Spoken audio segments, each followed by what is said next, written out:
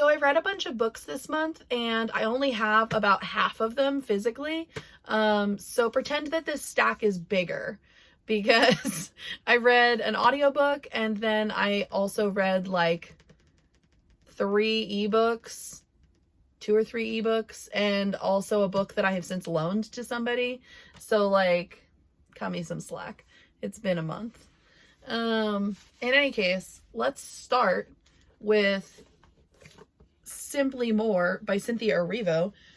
If you are a musical theater fan, you will know her as the woman playing Elphaba in the Wicked adaptations, film adaptations, or you will also know her from her extensive career on Broadway and the West End, in a variety of roles that she is famous for and has won lots of awards for, because she is amazing and talented and so cool.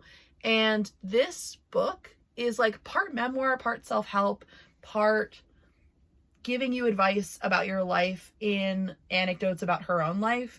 But she like checks in with you like a friend, kind of, at like the end of every chapter, where she's like, this is like the lesson that I learned from this. Do you think that this could apply to you in your life and your life lessons? Like, do you think that this would help you?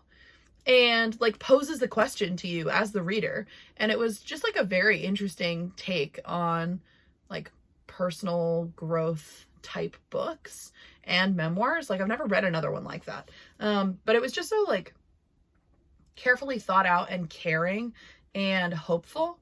And I like, my one regret is that I read it physically and I didn't read the audiobook. I suspect that she probably narrates the audiobook. And if that is the case, I will probably go back and reread this at some point soon, because the lessons here are like, they bear repeating. It was just very good. So this was my, I think I did read one more nonfiction book this month, but my only like serious book for the month. And it wasn't even really that serious. It was just like more down to earth. So next I read an ebook that I will put here called Tentacles and Triathlons by Ashley Bennett. It is the sequel to Muscles and Monsters, also Ashley Bennett, as you would expect. Don't know why I said that. And it is a queer monster romance about a man who is trying to train for a triathlon and is shit at swimming, and starts training with a kraken, who happens to be his fated mate. And it was beautiful and I loved it, and it was so good. It was great in like the comedy department, but it also was very heartfelt in a way that you don't often get from monster romance. Which is like not to shame the whole genre, but like, there are monster romances. As a monster romance connoisseur, let me take you on a walk. There are monster romances that are purely there for the smut as one category. Purely there for smut adjacent, would that really work category. And then there are monster romance that are actually romance novels that happen to feature monsters. And this falls in that category where, like, yes, one of the characters is a kraken, but also he's a fully fleshed out character that has thoughts and feelings and opinions and has a believable arc and is caring and thoughtful, and is not just there for the smut, which is not to say that there isn't any, because there is, but it hits better because the characters are true. It was very well done, especially for its genre, because it's very hit or miss in the monster realm of things, depending on like what kind of book you're reading.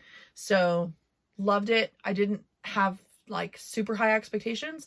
I read the first book in February and I enjoyed it enough to like request the arc for the second book, which I like immediately got, and then was like, oh, this is actually like really good. this is actually like really, really good. And it's queer. So like, which you also don't see a lot of in monster romances. Like, there's not a lot of queer monster romances. Or if there are, I'm not getting them like advertised to me, which is weird because I am their target audience. I don't find that there's a lot, or I don't find that there's enough, I guess is what I would say. But is there ever really enough gay in the world? In any case, moving on, I have to check my reading journal because now I don't know what I read next. Since I don't have any of the physical books in front of me. Okay, I read the ebook for Through Gates of Garnet and Gold by Seanan McGuire. This was the 11th book in the Wayward Children series, which is about children that go to fantasy worlds and have to come home for one reason or another, and then spend most of their time trying to break back into their fantasy worlds because that was where they were meant to be and they belong, and for whatever reason they got kicked out. Generally speaking. The series obviously is a lot more complicated than that since there are 11 books, and I can't really tell you anything about this one if you're reading the series or somewhere in the middle of it, because to tell you which characters are in it would be spoilers. But it does take place in the Hall of the Dead, or Halls of the Dead, and it is a quest book. They are not all quest books, but this one is a quest book. So if you're starting that series or have read a few books in that series, you'll understand what I'm saying. If not, you should start that series because it's a really good series, and they come out with a book almost every year. Sometimes they come out with 2 a year, and it's just really cool. If you like Alice in Wonderland or Narnia, anything where you're looking at portal fantasies where you like go through a door and you're in a new world, that's what the Wayward Children series is about. But it is not a children's book series, it's an adult fantasy series. So these are kids that have lived entire lives in other worlds and come back and they're children again, or they are like aging in reverse, or they are like traumatized and have PTSD, like all kinds of crazy stuff. But they're very, very good. This one was no exception. It was not my favorite of the series, but still 5 stars out of respect and love for the characters and the authors. So, the next thing that I read, I also don't have physically, Attention Seeker by Darcy Michael. This was a audiobook that I listened to. Darcy Michael is a TikTok comedian / comedian in general, like an actual comedian who goes up on stages and talks in front of people, which is terrifying to me. But he apparently does it very well because he's very famous and popular and awesome. And I know him from TikTok. But his book is about ADHD. And as someone who also suffers with ADHD, it was hilarious. If you know anyone in your life with ADHD or have it yourself, you should do yourself a favor and read this book, because oh boy, is it a treat. It was so wild and hilarious, and I had such a good time. I just sat down and like crocheted for like 5 hours and powered through this over the course of a couple of days, and worth it. I'm so glad that I listened to it so that I could hear him speaking it, and his husband interjects like every so often. And just getting to hear the tone and like him tell the jokes as they came was just an extra cherry on top. So 5 stars. The next thing that I read is Lavender Clouds by Bex Allerson. Or Allerton, not Allerson, Allerton.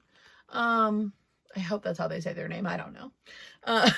But this is a graphic novel about neurodivergence and mental health, and it goes to some dark places, but I feel like they're places that if you suffer from any kind of like neurodivergence, you understand and recognize. And this is the kind of book that makes you feel less alone.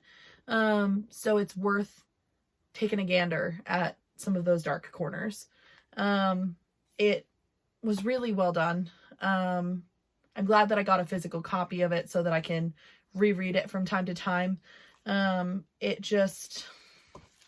It's really good. There's one line in here that I want to find it. I'm flipping through every single page to find this, and it's page 4. My life's work is a collection of behaviors and phrases. Through watching others, I've learned how to position and move my body in ways that will make me more likable. I've memorized which facial expressions I should perform for each different tone. Am I able to truly call myself a person, or am I just a menagerie of stolen things? It makes my brain hurt a little bit, and also my heart hurt for her, but also, boy, do I relate. So, this was great. If you're unwell, you should read it. Even if you're feeling well today, you should also read it. It's pretty good. It'll give you an insight into mental health and neurodivergence, and it's just so good. 5 out of 5 stars. The next thing that I read, I have already lent away to my coworker. Strange Houses by Yuketsu. And this book was wild. I can't tell you anything about it. Okay, it's told in transcripts. So it's mostly dialogue. There are occasionally letters or references from like a book inside the book. It has many, many, many pages of floor plans of houses that are related to a handful of specific houses that they interweave and talk about and study. And also some of them are murder houses, and that's exciting. So that's all I can tell you about that book. It's Japanese. It's a horror sensation, according to the cover, which I can attest is true. Because it was both horrifying and kind of horrific. And while I wasn't scared in the traditional like horror novel sense, I was unsettled. And I enjoyed every minute of it. So take that as you will. You should definitely give it a shot if you like horror novels, weird Japanese things, crime shows, anything like that. Which is an odd segue into the next book that I read, which is Aquacorn Cove, which is a kid's graphic novel and is not at all like Strange Houses, but is a very heartfelt story about a girl who is helping out their aunt in like a seaside village where the sea / like the cove is dying, and it's from overfishing from the village. And then they go and they talk to like a little sea queen in the sea, and they're little magical sea creatures, and they come upon solutions for pollution. And it was adorable. Realistic? No. Beautiful? Yes. I love this author's illustration style. I own a lot of their stuff. I'm like slowly trying to collect all of it. And this was one of my last like finds that I needed, that I hadn't seen in the wild before, until I picked it up. So it does appear that someone's like kitten, I'm guessing, ate the back corner of it, because I got it used. And there's a couple of pages in here that have like teeth, but like kitten teeth, like little pokey ones. So I'm thinking some kind of pet ate this. But never fear, it's mine now. So that was great. 5 stars. And then back to Yuketsu for Strange Buildings, which I can tell you even less about than Strange Houses, because while it's not a direct sequel, it references Strange Houses a bunch. Just in the author, these books are played up as if they're real. And it, in that way, is kind of unsettling, in that the way that they're written is to make you think that these are real people, and that this is a real trajectory of things that has happened.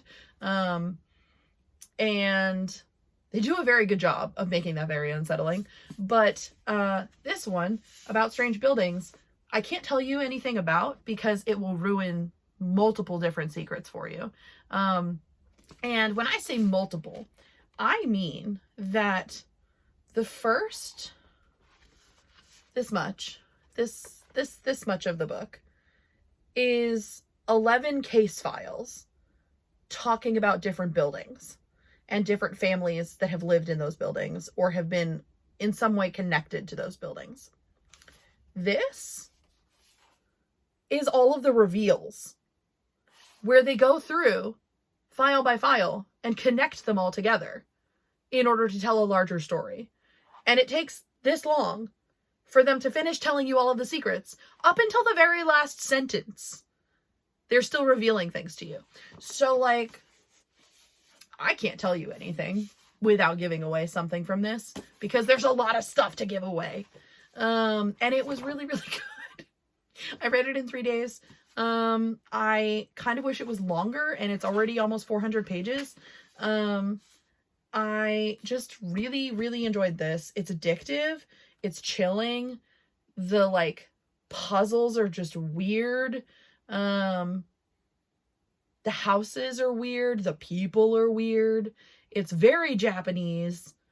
I loved it. I'm so happy that I bought a copy of this.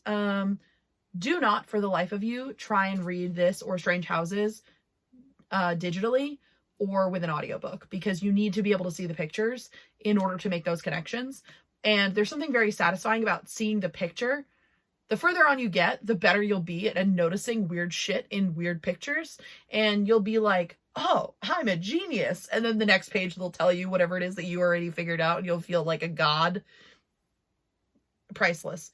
So don't rob yourself of the physical experience. But yes, so that is the sum total of things that I read in March, excluding like this much of Honeycut by Sierra Simone, because I'm still reading that. But other than that, this is what I read, along with, you know, a few other books here and there. And yeah, thanks for watching and hanging out. And I'm gonna put together a TBR for April, but I kind of don't really want to, because then I'm not gonna want to read it because I'm a little bit oppositional defiant.